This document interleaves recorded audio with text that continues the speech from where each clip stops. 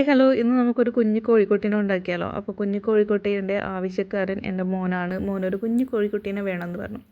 അപ്പോൾ പിന്നെ ഒന്നും നോക്കിയില്ല, ത്രെഡ് എടുത്തു. 2 വിരലിൽ നല്ല രീതിക്ക് ടൈറ്റ് ചെയ്യരുത് കേട്ടോ, ചെറിയ രീതിയിൽ ചെറുതായിട്ടൊന്ന് ലൂസായിട്ട് ഇതേപോലെ ചുറ്റിയെടുത്തു. നല്ല രീതിക്ക് കട്ടിയിൽ ചുറ്റിയെടുത്തതിന് ശേഷം സെൻറ്ററിലൂടെ നൂലിട്ടിട്ട് കെട്ടിവെക്കും.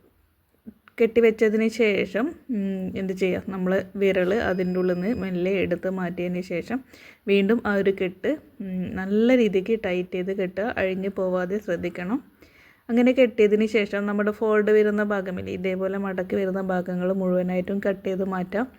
എന്നിട്ട് റൗണ്ട് ഷേപ്പിൽ ആക്കിയെടുക്കണം കേട്ടോ. ഇതിനെ എന്താ പറയുക, വൃത്തിക്ക് കട്ട് ചെയ്ത് എടുത്തിടണം. അത് നമ്മുടെ മിടുക്കാണ് കേട്ടോ.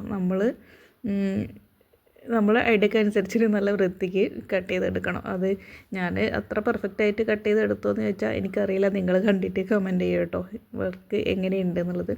കണ്ടോ, ഇതേപോലെ നല്ല രീതിക്ക് കട്ട് ചെയ്തെടുത്തിട്ട് ചെറിയൊരു കുഞ്ഞു ബോൾ പോലെ ആക്കിയെടുക്കുക കേട്ടോ. അപ്പോൾ ഇത് വന്നിട്ട് തലയുടെ ഭാഗമാണ്.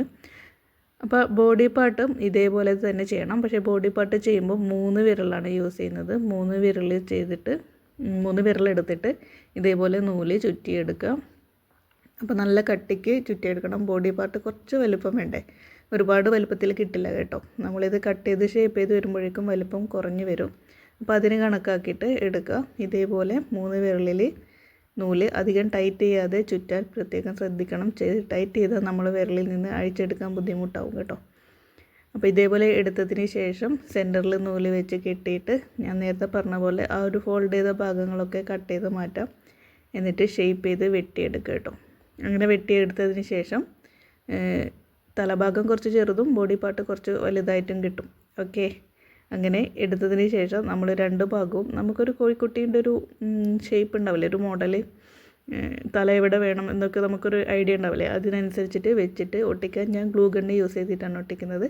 ഒട്ടിച്ചതിന് ശേഷം 2 ബ്ലാക്ക് ബീഡ് എടുത്തിട്ട് കണ്ണും ഒരു റിബൺ ട്രയാങ്കിൾ ഷേപ്പിൽ കട്ട് ചെയ്തിട്ട് അതിൻ്റെ കൊക്ക് കൂടെ സെറ്റ് ചെയ്ത് വെച്ചു കേട്ടോ.